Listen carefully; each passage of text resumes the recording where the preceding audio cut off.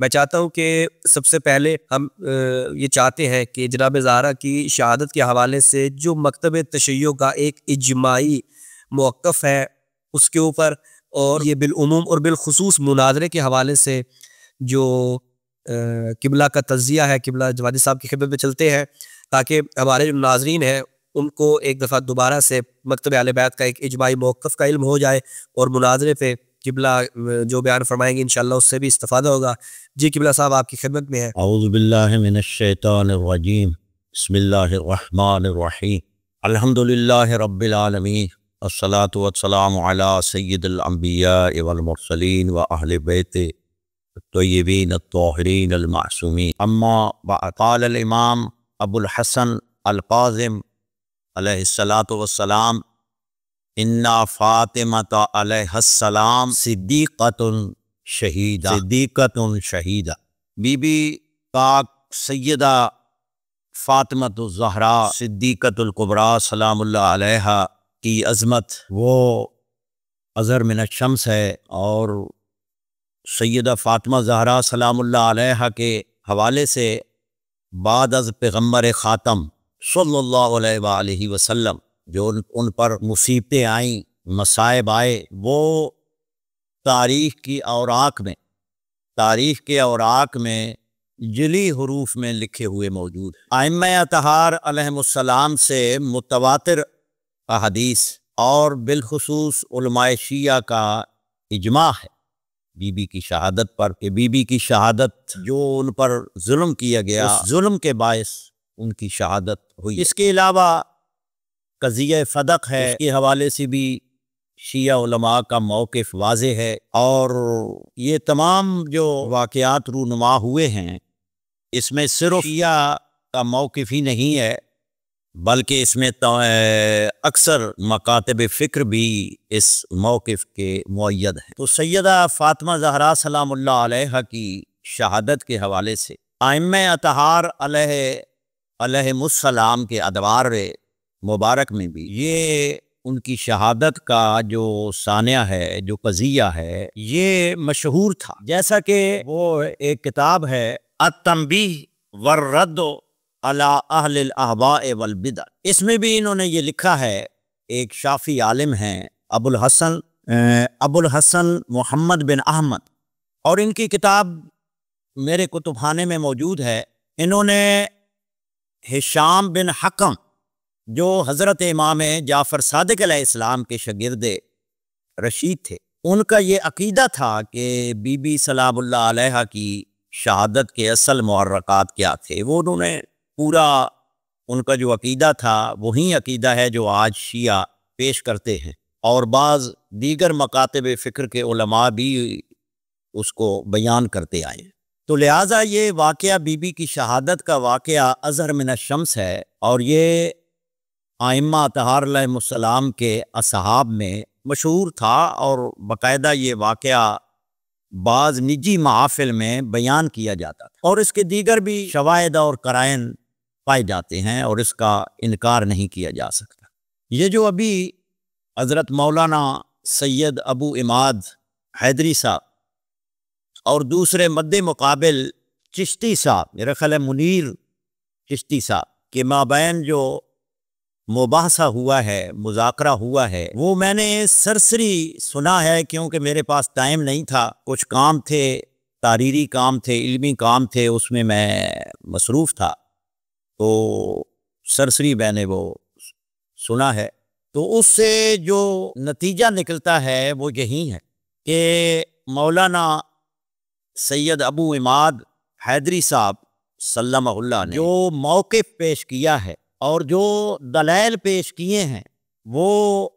پورا قضیہ باب احراق، سب جو اصل محرکات تھے اس واقعہ کے اور جو ابتدائی واقعات تھے وہ سب بیان کیے، اور بما حوالہ جات اور ان کی سند کے ساتھ پیش کیا، اور ان روایات کی صحیح و سند ہونا بھی انہوں نے ثابت کیا ہے۔ لیکن جو ان کے مد مقابل مولانا تھے چشتی صاحب، وہ اس موضوع پہ گفتگو نہیں کر رہے تھے، بلکہ وہ دوسرے مسائل چھیڑ دیتے تھے۔ اور میرا خیال یہ ہے، جہاں تک میں نے یہ اندازہ لگایا ہے ان کے بیان سے، کہ وہ موصوف جذباتی ہیں، اور علمی ابحاث میں جذبات نہیں ہوتے بلکہ دلائل و براہین کو دیکھا جاتا ہے، دلیل کو دیکھا جاتا ہے، جذبات کو نہیں دیکھا جاتا۔ اور پھر مناظرے کے قواعد اور ضوابط میں ہے کہ متخاصمین کے درمیان جب کسی شے میں گفتگو ہو، وہ اظہاراً للصواب ہو اور وہ مد نظر ہو، تو اس میں دلائل پیش کیے جائیں کہ جانبین کی طرف سے دلائل کس کے مضبوط ہیں، دلائل کس کے، لیکن انہوں نے اس پورے مناظرے میں میرا خیال ہے کوئی تھوڑی گفتگو کی ہوگی، لیکن وہ بھی کوئی مستدل گفتگو ان کی نہیں تھی، بس ادھر ادھر چلے جاتے تھے۔ لیکن میں دیانت اور انصاف کے پیش نظر کہتا ہوں کہ مولانا ابو عماد حیدری صاحب کے جو دلائل تھے وہ مضبوط تھے، اور ان کا موقف دلائل و براہین پر مبنی تھا، لیکن مد مقابل اس موضوع سے ہٹ کے ان کے دلائل مضبوط نہیں تھے۔ تو اس وجہ سے یہ جو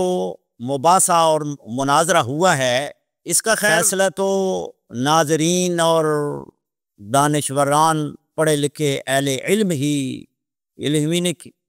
کیا ہوگا، اور وہ انہوں نے دیکھا بھی ہے، وہ بھی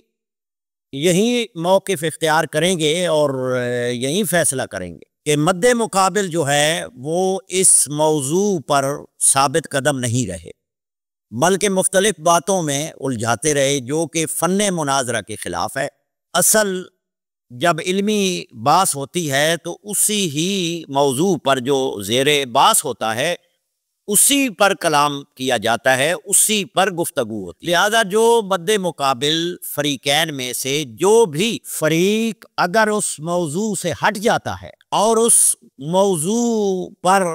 اپنے موقع پر مضبوط دلائل نہیں پیش کرتا، تو وہ اس کی شکست متصور ہوتی ہے، اور دوسرے فریق جو کہ اسی موضوع پر گفتگو کرتا ہے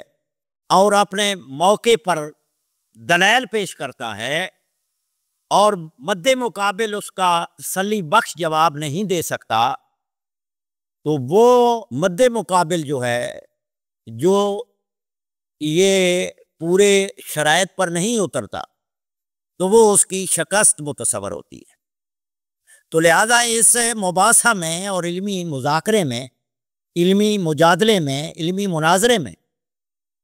جو حق تھا وہ ابو عماد حیدری صاحب کے ساتھ، اور ان کے جو دلائل تھے وہ بہت مضبوط تھے، لیکن وہ میں عرض کر چکا ہوں کہ وہ چشتی صاحب ہے، میرا خیال ہے وہ بس جذباتی ہو کر سامنے آ جاتے ہیں، لیکن ان میں بہرحال اتنا تو کہہ سکتا ہوں کہ ان کے بیان سے پتہ چلتا ہے کہ ان کے اندر وہ علمی صلاحیت نہیں ہے کہ وہ کسی علمی بحث میں آئیں اور علمی سطح پہ کسی اہل علم سے گفتگو کر سکیں۔ میرا یہی مختصر تجزیہ ہے اس مناظرے کا اور خلاصہ ہے۔ بہت شکریہ، بہترین انداز سے کہ آپ نے جو 1-2 گھنٹے کا مناظرہ تھا اس کو بطور خلاصہ بیان کیا، اور جناب ابو عماد حیدری صاحب کی جو گفتگو تھی اس کے اوپر جو آپ نے ریمارکس دی ہیں، انشاءاللہ یہ حیدری صاحب کے لیے قابل تشویق ہوں گے، اور مزید بھی مکتب اہل بیت کی نمائندگی کرتے ہوئے مناظرات میں مکتب اہل بیت کا صحیح اور مدلل موقف پیش کیا کریں گے۔